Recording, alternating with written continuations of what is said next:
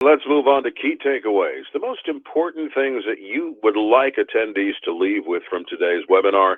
And let's start with you, Renee McMahon. Sure, thanks. I think key takeaways are be sure to perform due diligence and utilize the resources available to perform due diligence on the expert, ask questions, and meet not only the expert, but also the expert's team to the extent that that's feasible. Once you've selected an expert, I think be sure to just collaborate with that expert to define scope, develop a budget, address discovery needs, and then work through any changes or issues that exist along the way so that you're making sure that the analysis is as solid as possible.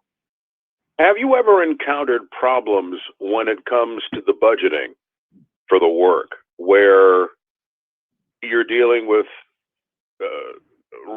attorneys representing clients who don't quite understand how much digging you have to do as an expert to help them win their case?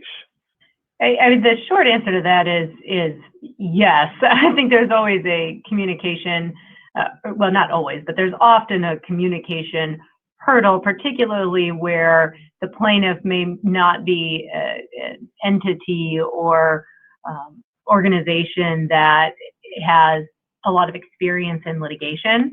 And so I think that's where the communication with the expert can help provide some of the foundation or context to explain to the client, either directly or via counsel, why certain analytics are important and why they're needed for the case. I think that's where the experience of counsel can come in, and also the experience of the expert to provide a united front and explaining to the client and describing to the client what's needed and why.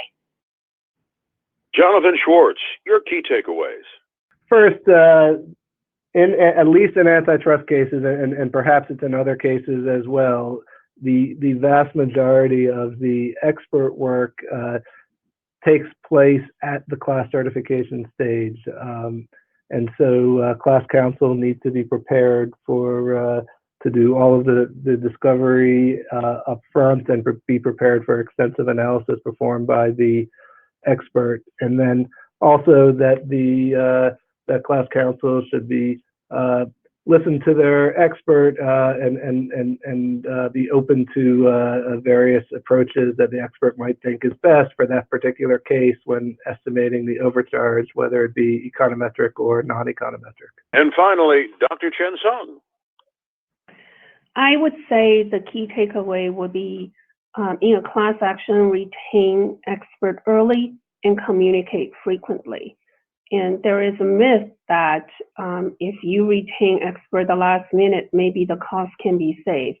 But in many cases, in my experience, it's actually the contrary, because last minute engagement, and by the way, experts choose clients too, especially in situations where you get a last minute panic call from counsel and a report is due in such a short period of time, and the experts have had no input into what kind of data or information that has been produced through discovery. So the extent of the expert's application capability to perform work has been extremely limited.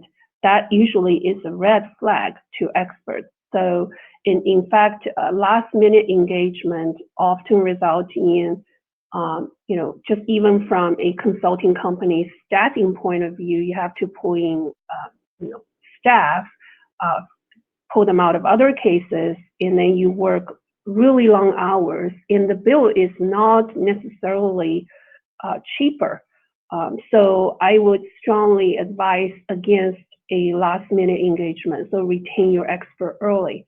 And also, and that applies to experts, communicate frequently with the client, and counsel communicate frequently with the experts to avoid any surprises in either the scope of the analyses or in the fees, because class actions often have their own life cycles. So what's anticipated at the initial stage may well be very different and expanded or veer into a different direction as the case goes on. So that would be my advice. A question for all three of you. since you mentioned that it's essential that attorneys get a hold of an expert early in the process, when should that be? The day that you are served with the paperwork telling you that you're being sued? The day of the first court appearance, when you may get to find out more about what it is in the case against you? When should an attorney representing a client, when should the attorney reach out to you? Renee, start with you. So I think it really depends on the nature of the claims and the nature of the action. We've been talking here primarily about class actions, and I think, as Jonathan and Chen have pointed out, since such a vast majority of the work in a class action case is really performed now at the class certification stage, then once you start having a schedule being set, or you understand that class certification is going to be an issue, it makes sense to get them involved as soon as possible, as you craft discovery and as those schedules are being set. But in other cases, you might be able to wait a little bit longer until you have a better sense of whether the claims are going to survive a motion to dismiss. So it can vary, but particularly for the class certification issues, I would say sooner is generally better, without being able to necessarily define a date certain. But I will turn it over to Jonathan and Chen to see if you have anything to add to that.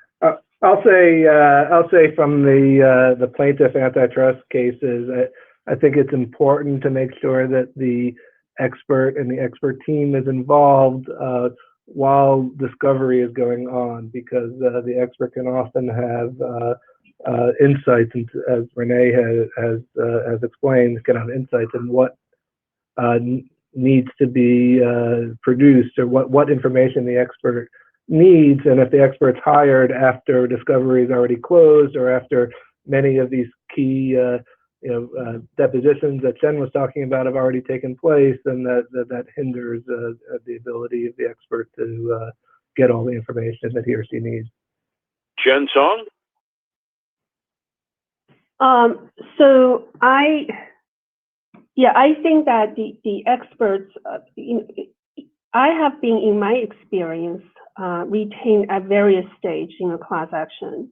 So if it were up to me, my preference is, as Jonathan and Renee have mentioned, the latest time is in discovery phase.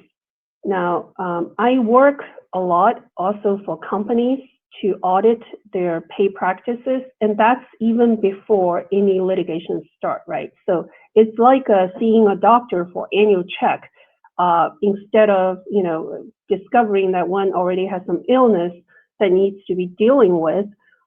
So I wanted to say the earliest stage I have been retained is to perform audits for the company. That's even before the company received a demand letter from plaintiff's counsel. And that usually is stirred by a changing regulation, or just, the company as a philosophy and a culture wanted to make sure that they're doing the right thing. So I have been retained just as a privileged consultant performing work, right? And in some cases, down the line, the companies did get sued with class action notices on certain issues. But at that point, the company at least understood what might be some of the areas that they needed to focus on. So they're in a much better position to defend themselves. So I think that it can be a wide range. My recommendation is it's always good to conduct self-audit even before a class action arrives. And then if, in the case of a class action, retain as early as possible, but no later than the discovery phase.